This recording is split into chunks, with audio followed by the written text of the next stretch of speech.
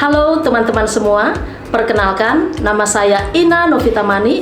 Saya adalah guru bahasa Inggris yang mengajar di SMP Kristen Kalam Kudus Pematang Siantar di Global Christian Class. Pembelajaran berdiferensiasi adalah pembelajaran yang disesuaikan dengan kebutuhan belajar murid. Pembelajaran berdiferensiasi didasarkan pada 3 hal. Yang pertama, kesiapan belajar murid, yaitu tingkat pengetahuan yang dimiliki oleh murid-murid kita. Yang kedua adalah minat belajar murid, yaitu potensi ataupun bakat yang dimiliki oleh murid masing-masing.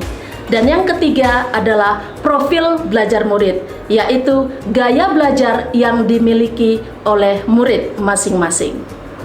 Sebagai kegiatan pembuka, kita harus menyapa dan menanyakan kabar murid-murid kita. Kita juga bisa menyertakan yel-yel yang sudah kita sepakati bersama dengan murid-murid kita di dalam kelas. Setelah itu, kita menyanyikan lagu wajib nasional sebagai bukti kecintaan kita kepada bangsa dan negara kita. Setelah itu, jangan lupa berdoa.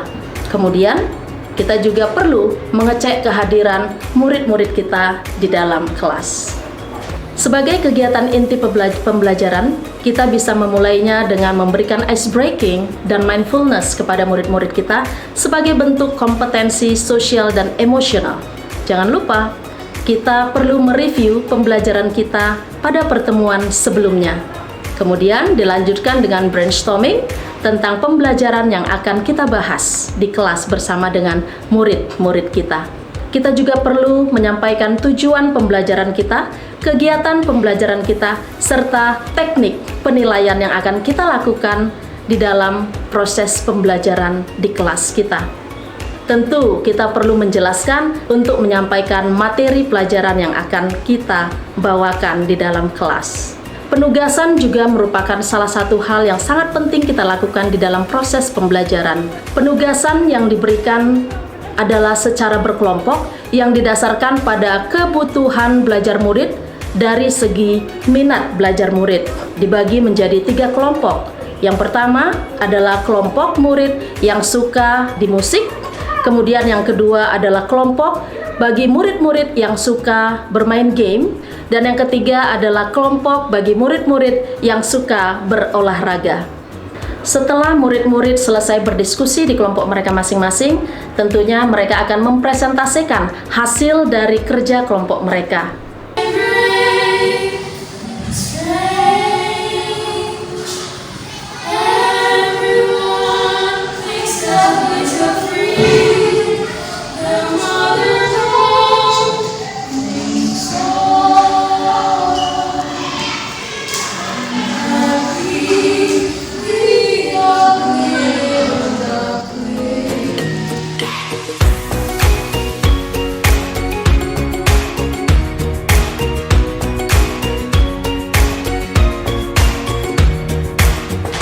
Setelah selesai presentasi, salah seorang murid akan memberikan kesimpulan dari apa yang bisa dia dapatkan dan apa yang sudah dipelajari selama proses pembelajaran.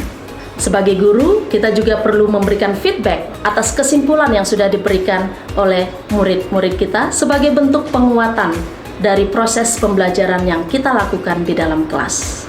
Dilanjutkan dengan memberikan informasi kepada murid-murid tentang materi yang akan dibahas pada pertemuan berikutnya. Sebagai kegiatan penutup pada proses pembelajaran yang kita lakukan di kelas, kita perlu memberikan refleksi kepada murid-murid kita untuk mengetahui bagaimana perasaan mereka selama proses pembelajaran, apa yang sudah mereka pelajari, apa yang perlu mereka perbaiki, dan tentunya apa yang akan mereka lakukan sebagai komitmen mereka setelah proses pembelajaran. Setelah itu, jangan lupa doa penutup. Demikianlah proses pembelajaran berdiferensiasi yang dilakukan di SMP Kristen Kalam Kudus Pematang Siantar. Terima kasih, Tuhan Yesus memberkati.